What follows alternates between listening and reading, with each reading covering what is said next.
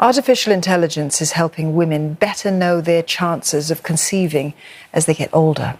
The tech is being used by scientists to find out whether an unfertilized human egg can develop into a healthy embryo. This would especially help women who are using assisted reproductive technology like IVF. The technology comes as more couples struggle to conceive due to the impact of aging on egg quality. But researchers also note that while there are solutions to tackle infertility, these do not fix ovarian aging or its age-related diseases.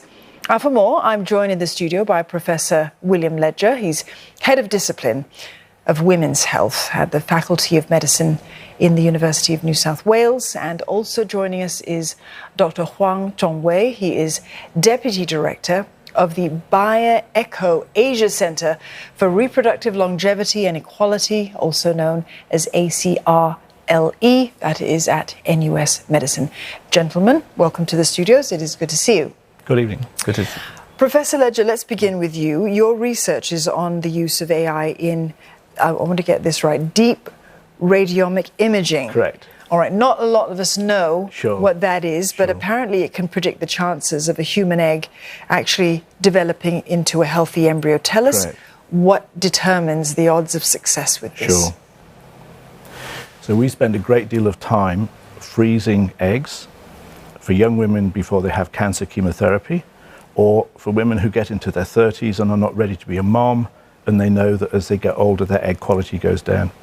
And until now, we've just frozen a certain number of eggs in the hope that some of them will later on fertilize and make a baby.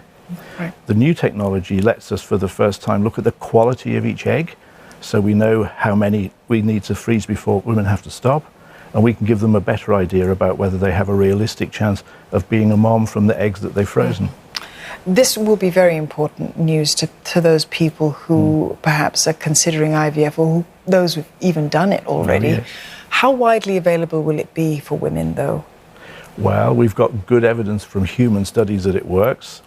And the deep radiomic imaging thing merely means it's non-invasive. We take one photograph of the egg to analyse it. It can do no harm. I think in the near future, most big IVF units will have this technology so they can give women information about how good or not good their eggs are. Right. We're going to call this potentially game-changing. You could say so. Dr. Huang, let's bring you in on the conversation here. Many studies out there are reporting lower reproductive success among Asian women, specifically compared to their Caucasian counterparts. Why is there a difference between the two? Well, I think there have been enough human studies and clinical reports that show that ethnicity may actually play a part in determining some of these outcomes. And I think that this could be attributed to genetics. Different ethnicity have different genetic backgrounds, and this attribute actually to the ovarian biology or the ovarian reserves that women may possess, and hence the response to the medication used for IVF may be actually quite different.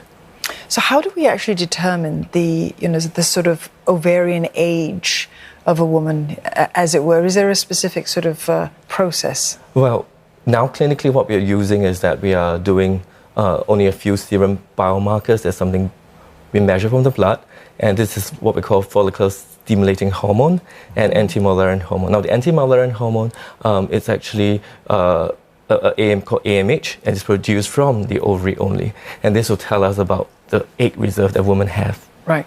So the world is fascinated by the idea of slowing down our own aging. Now we're talking about slowing down the aging of ovaries as well. It's possible, you're saying? Well, based on some of the preclinical data that we have, and even some of the studies from human studies in women with certain ovarian conditions, it seems that there's a possibility that the ovarian function can actually be enhanced and delayed. And of course, we're still doing a lot more studies to understand biologically how these ovaries respond and age. And the truth is that the ovaries is one of the first organs that age in a woman. And there's something that we still need to unravel, the mystery behind how this is happening and how it impacts both fertility and the lifespan of a woman. Does that have to do with ovarian senescence? Is that correct? Yeah. Right. Okay, so Professor Ledger, the technology might be improving fertility odds for women, but there are still perhaps problems about stigma, gaps in fertility education as well. What more needs to be done to actually tackle issues like that? To be honest, the human biology is fascinating, and I think many people watching will be interested. I think we can do more in school and for young adults to educate them as young people that life is limited. And if you want to have family, you don't have unlimited time. Best advice to women, finish having your babies by the age of 40. Okay. Sorry, I mean, it's the thing is that it is a touchy subject, isn't it? It's touchy, but we see far too many patients coming 43, 44, 45, desperate to be a mom, and it's really hard to help them because their eggs are not good quality anymore. Right. There is the biology is against women in that sense. So, Dr. Huang, let's get back to you. What directions would future reproductive longevity research need to take as populations then grow older? In Singapore, we do see Singapore eventually will be a super-age society. We've got aging populations as well all over the world, especially in this region. Right. I think the most important thing is that understand that the ovaries could potentially be the organ that we can look into, especially in women, that can determine not only their fertility or reproductive potential, but their health potential and healthy longevity. And the thing is that Singapore has become one of the longest lived population in the world, but we still have many years living in poor health. And this is something we could change. And hence the direction of the research should be really trying to go back to understanding how the ovaries work, why they age, finding novel targets that could be new diagnostics and potential therapeutics, which are still much lacking in this field, so that we could actually offer an option for women and, of course, the families that they're looking after and produce in the future. Professor Ledger, one quick last question for you about what else this radiomic imaging can do, what the technology can actually achieve.